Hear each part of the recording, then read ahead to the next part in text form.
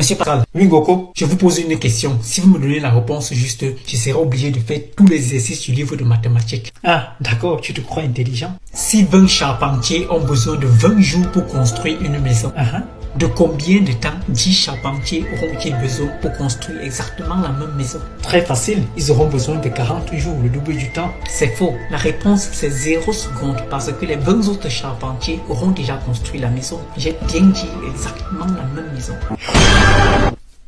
Je te pose aussi une question. Si tu me donnes la réponse juste, tu auras 2 jours de congé. Et en plus de ça, tu n'auras plus besoin de faire l'exercice de mathématiques. D'accord. Si un boulanger fabrique un pain chaque jour, combien de pain aura-t-il fabriqué le 30e jour du mois? Vous vous attendez à ce que je vous dise 30, mais 30 serait faux, parce qu'il se peut que ce soit le mois de février, et le mois de février n'a que 28 ou 29 jours.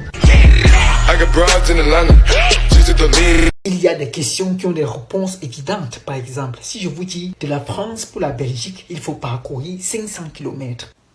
De la Belgique pour la France, combien de kilomètres faut-il parcourir? La réponse sera 500 km. Monsieur Pascal, oui Ngoko, moi je ne trouve pas que cette réponse est évidente. Explique-toi. De lundi à samedi, on compte combien de jours? 6 jours. De samedi à lundi, on compte combien de jours? Mais c'est aussi...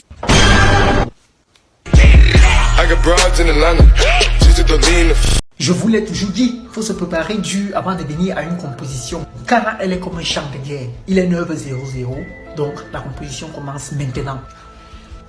Quelle est la réponse à la question 4? 75.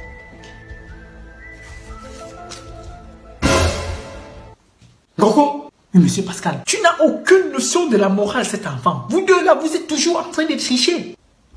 C'est vous-même qui avez dit que la composition est comme la guerre. Ces cartouches sont comme mes balles. Et Gilo, c'est mon camarade de guerre.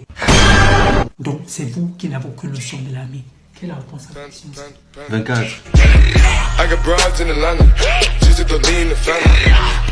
Qui a inventé la première machine à calculer? Moi, monsieur Pascal. Oui, Michel. La première machine à calculer a été inventée par Blaise Pascal. Très bien.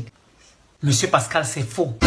C'était qui alors? En 1623, avant Blaise Pascal, Wilhelm Schnittger a inventé la machine à calculer. C'était pour des calculs astronomiques. Ah, c'est vrai, Ngoko a raison, c'était lui. C'était pas lui le premier. En 1500, avant Wilhelm Schnittger, Boëthius et Adam Reis ont fait l'application de la conversion des nombres décimaux. Ça, c'était en informatique. Ah, c'est vrai, Ngoko a raison. J'ai une mémoire très courte là. C'était vraiment Boëthius et Adam Reis, deux génies. Ce n'était pas eux les premiers. 300 ans avant Jésus-Christ. Bon, Ngoko, n'exagère pas. Tout ce que tu dis là, en plus, tu es en train de regarder ça sur Wikipédia. Voilà l'ordinateur devant toi. Non, monsieur Pascal. Je suis en train de regarder Naruto.